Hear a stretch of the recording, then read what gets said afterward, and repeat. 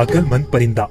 किसी गांव में एक शिकारी रहता था और वो रोज शिकार करके अपना और अपने बच्चों का पेट पालता।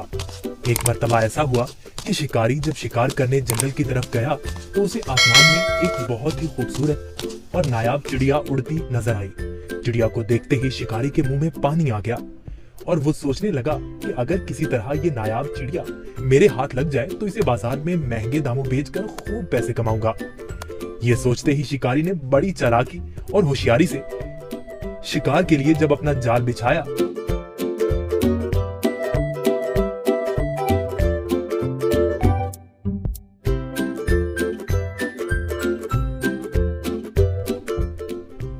तो उसमें वो खूबसूरत चिड़िया फंस गई।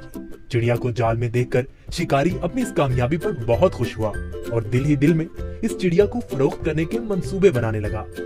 चिड़िया जाल से बाहर निकलने के लिए खूब फड़फड़ाने लगी, लेकिन जब चिड़िया की सारी कोशिशें नाकाम हो गईं और उसे जाल से आजाद होने की कोई सूरत नजर न आई तो उसने मायूस होने की बजाय बड़े इत्मीनान से शिकारी की तरफ देखा और कहने लगी, ए अक्लमंद और भले इंसान, जरा मेरी बात तो सुनो।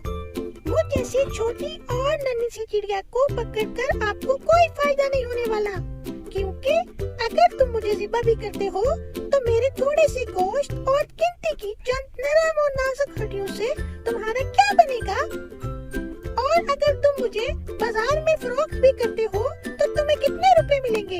लेकिन तुम मेरी बात मानो और तुम मुझे इस कैद से आजाद कर दो तो मैं तुम्हें इसके बदले 3 ऐसी कीमती और अनमोल नसीहतें करूंगी जो हमेशा तुम्हारे काम आएंगी। इनमें से पहली नसीहत मैं तुम्हारे हाथ पे बैठ के करूंगी और नसीहत ऐसी होगी जिसे सुनकर तुम्हारा खून और बढ़ जाएगा। और दूसरी नसीहत दीवार पर बैठकर करूंगी जो बहुत ही आला और कारामद होगी।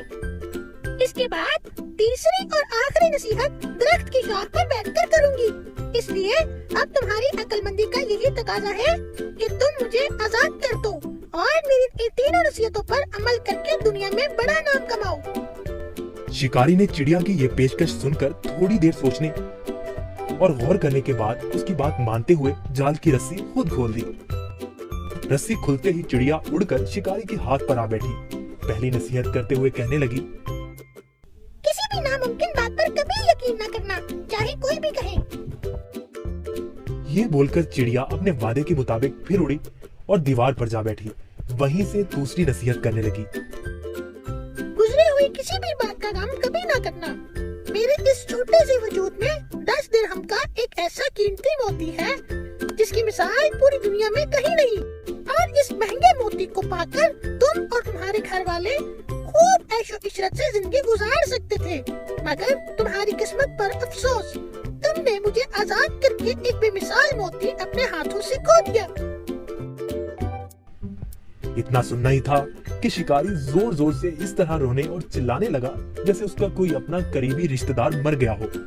रोते रोते बार बार ठंडी आहें भरता और कहता, हाय हाय मैं तो लुट गया, बर्बाद हो गया। अरे मुझ बेवकूफ ने क्या कर दिया, हाथ आए खजाने को खो दिया। ऐसी नादिर चिड़िया क्यों आजाद कर दी।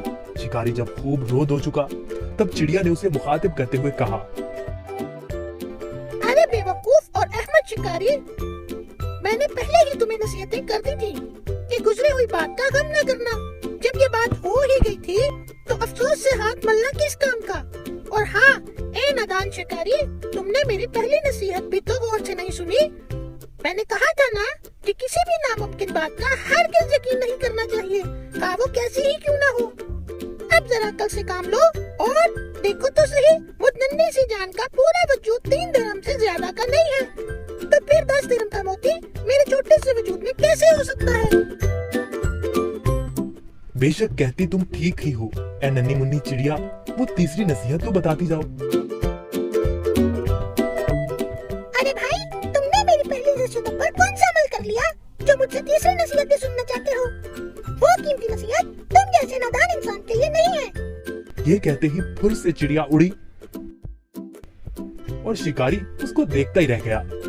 देखा बच्चों आपने, वो नन्ही सी चिड़िया कैसे अपनी अक्लमंदी से इस शिकारी से अपनी जान बचाने में कामयाब हो गई।